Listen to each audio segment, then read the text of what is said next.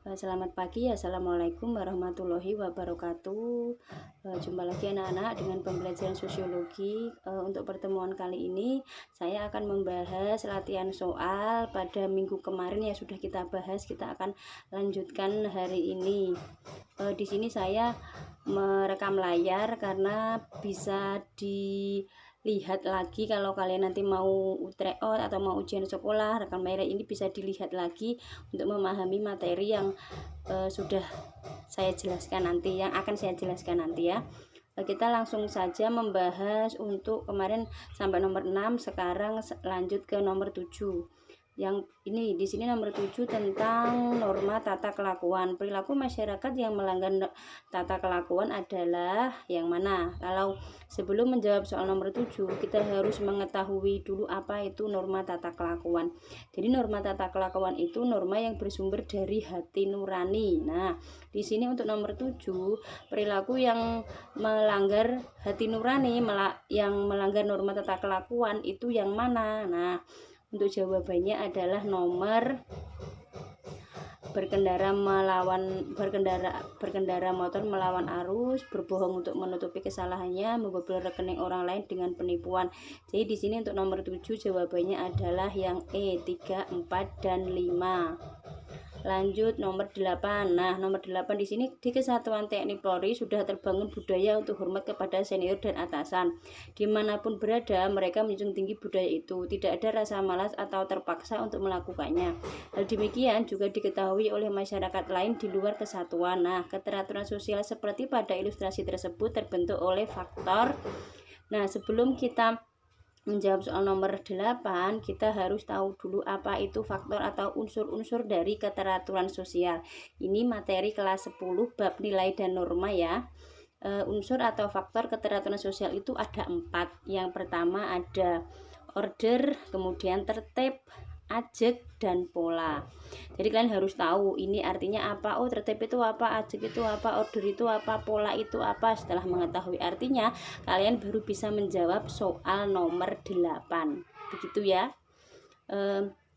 Kita bahas dulu yang pertama, urut-urutannya. Yang pertama adalah order. Jadi order itu artinya, kalau dalam sosiologi, order itu artinya masyarakat sudah mengetahui nilai dan norma yang ada dalam masyarakat. Jadi kita tahu nilai dan norma itu namanya order.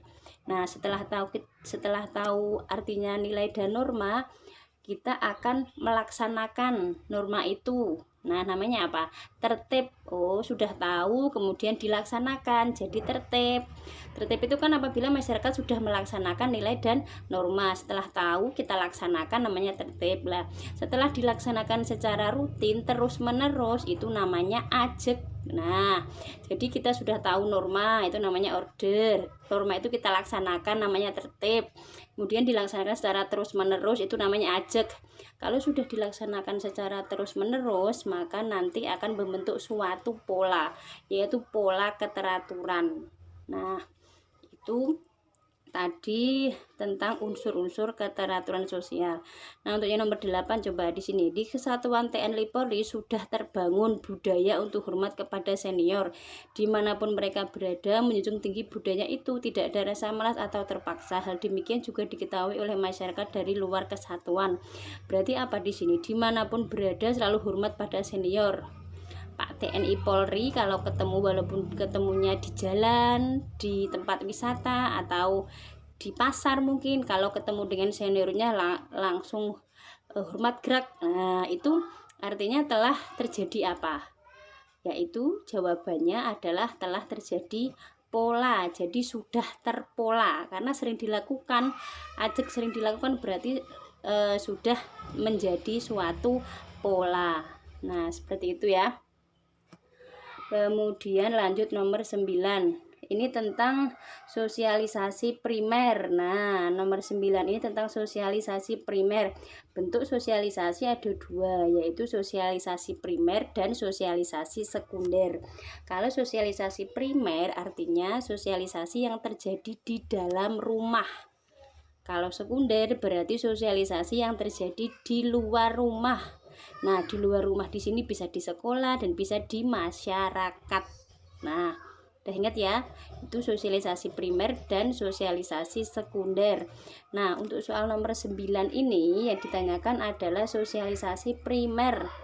Seorang anak yang ditinggal ayahnya ketika masih dalam kandungan karena tidak kemampuan ibu kandungnya untuk merawat, maka sejak lahir anak itu dititipkan di panti asuhan. Selama di dalam kandungan, ibunya selalu mengajak bicara si jabang bayi, berisi doa dan pengharapan agar kelak ia tumbuh sehat, cerdas dan hidup bahagia. Ibunya juga sering berbisik memohon maaf karena tidak mampu merawatnya, meskipun ia sangat mencintainya. Sosialisasi primer anak tersebut terjadi di mana? Yuk di mana? A. Di dalam kandungan. B. Di panti asuhan. C. Di detik-detik sudah persalinan. D. Di dalam kandungan ketika ibunya berduka ditinggal suami. Atau E. Di dalam kandungan ketika ibunya memohon maaf. Jadi sosialisasi primer itu sosialisasi yang terjadi dalam keluarga.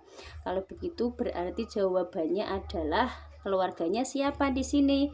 Ketika seorang anak ditinggal ayahnya meninggal, kemudian anak itu dititipkan di panti asuhan, berarti di sini keluarganya ya di panti asuhan itu. Berarti sosialisasi primer anak tersebut terjadi di panti asuhan bersama dengan pengurus dan perawat di sana. Karena keluarganya di panti ya berarti sosialisasi primernya ada di panti ya, bukan di dalam kandungan. Seperti itu ya, Nak. Lanjut nomor 10. Di dalam keluarga, seorang anak dibiasakan untuk bertutur kata dan berperilaku baik, disiplin tinggi dan taat beribadah sehingga ketika sudah besar ia dinilai oleh lingkungannya baik di sekolah, teman bermain maupun lingkungan tempat tinggalnya sebagai sosok yang memiliki integritas diri tinggi. Media sosialisasi yang dominan mempengaruhi pembentukan kepribadian anak adalah media sosialisasi ada keluarga, ada sekolah, ada teman bermain. Nah, kira-kira di sini media sosialisasi ada yang mana di sini? Di dalam keluarga, seorang anak dibiasakan untuk bertutur kata baik, beribadah, tapi ketika sudah besar ia dinilai oleh lingkungannya baik di sekolah, teman bermain maupun lingkungan tempat tinggal sebagai sosok yang memiliki integritas tinggi. Nah, media sosialisasi yang dominan mempengaruhi bentuk kepribadiannya apa? Keluarga, sekolah, apa teman bermain? Di dalam keluarga, seorang anak dibiasakan untuk bertutur kata dan berperilaku baik, disiplin tinggi dan taat beribadah sehingga ketika sudah besar ia dinilai oleh lingkungannya baik di sekolah, teman bermain maupun lingkungan tempat tinggal sebagai sosok yang memiliki integritas diri tinggi. Media sosialisasi yang dominan yang mempengaruhi pembentukan kepribadiannya adalah keluarga ya. Jawabannya adalah B. Udah jelas di sini. Dalam keluarga dibiasakan. Nah, berarti kalau dalam keluarga dia sudah baik, insya Allah kalau keluar rumah dia juga akan menjadi orang yang baik, karena penanaman nilai dan norma pertama kali itu terjadi dalam keluarga.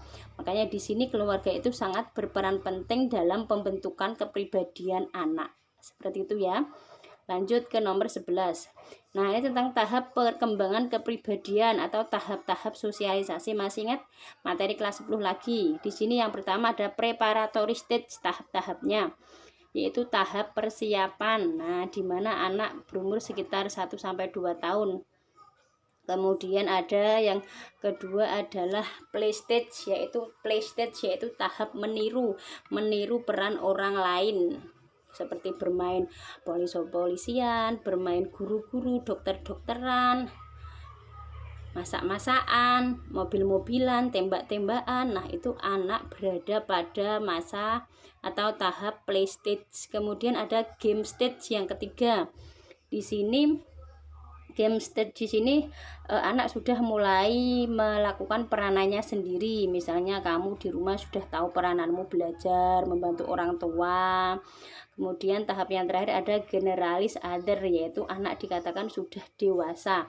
Dia sudah bisa beradaptasi dengan lingkungan sekitar dan sudah tahu apa yang harus dia lakukan. Nah, itu tahap generalis other. Nah, kalau di sini ketika OSIS menyelenggarakan event perlombaan dan pertandingan antar sekolah, para siswa mampu menjadi panitia penyelenggara dengan baik. Ada ketua dan wakil ketua yang memimpin organisasi, ada staf atau anggota yang semuanya bertugas sesuai pembagian kerjanya. Nah, di sini ketika OSIS berarti masuk yang tahap apa?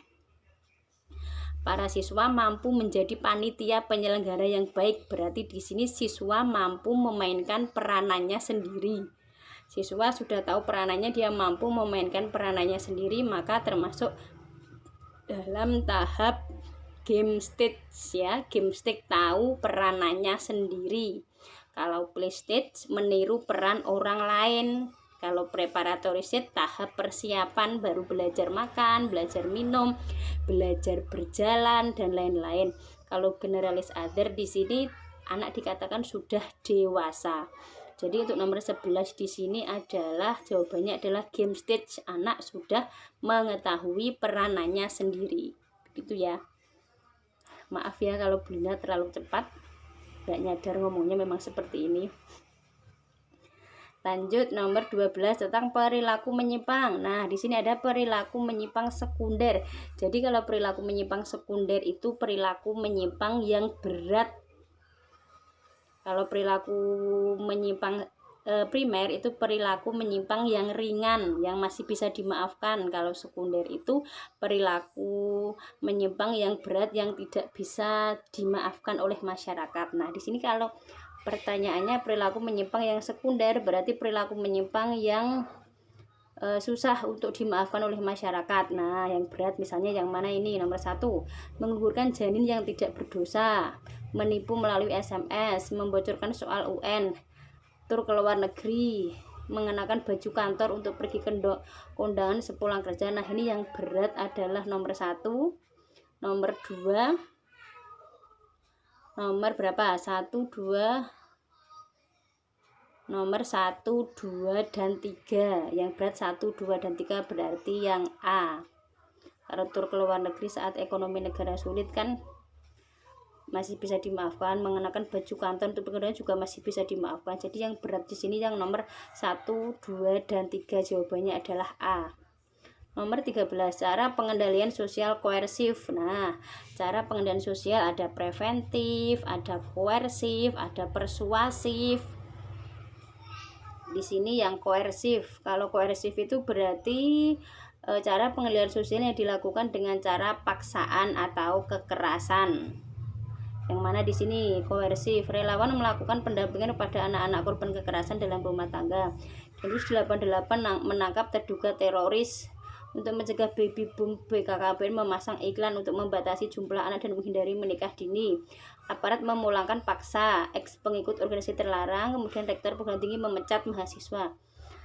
Koersif ini berarti yang nomor 2, 4, dan 5 ya. 2, 4, dan 5 ini yang koersif ya. Jadi jawabannya adalah D. Kalau untuk mencegah memasang iklan, memasang iklan berarti mengajak berarti termasuk dalam pengendalian sosial persuasif. Lanjut nomor 14. Nah, nomor 14 ini tentang materi kelas 11, dasar stratifikasi atau dasar pelapisan masyarakat sosial. Nah, di sini dasar pelapisan sosial masyarakat pada masyarakat industri adalah berdasarkan apa di sini? Kelompok profesional, semi profesional, dan pekerja kasar. Nah, profesional, semi profesional berarti di sini pengelompokan dasar pelapisan sosialnya dikelompokkan berdasarkan keahlian. Ada profesional, semi profesional, dan pekerja kasar. Lanjut nomor 15. Gambaran dari sifat stratifikasi ya. Kemarin sudah ya, ini saya yang mengajar kelas 11 yaitu tentang sifat stratifikasi sosial. Ada tertutup, terbuka, dan campuran. Kalau tertutup berarti masyarakatnya tidak bisa berpindah lapisan. Kalau terbuka masyarakatnya bisa berpindah lapisan. Kalau campuran berarti campuran antara tertutup dan terbuka. Di satu sisi dia bisa berpindah lapisan tapi di sisi lain tidak bisa. Contohnya masyarakat di Bali.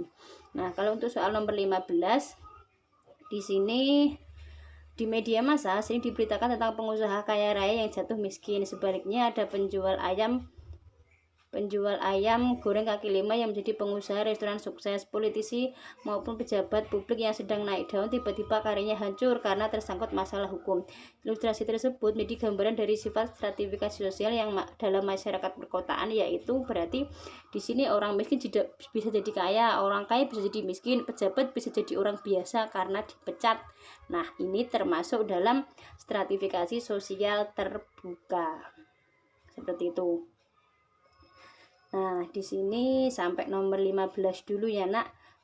Biar videonya tidak terlalu besar, jadi saya potong-potong, nggak langsung semuanya saya bahas. Jadi di sini kita bahas sampai nomor 15. Untuk nomor 16 kita akan lanjutkan di video berikutnya. Nah, seperti itu ya. Sekian dari saya. Nanti kalau ada pertanyaan silahkan bertanya, bisa WA saya atau di Google Classroom. Sekian, wassalamualaikum warahmatullahi wabarakatuh.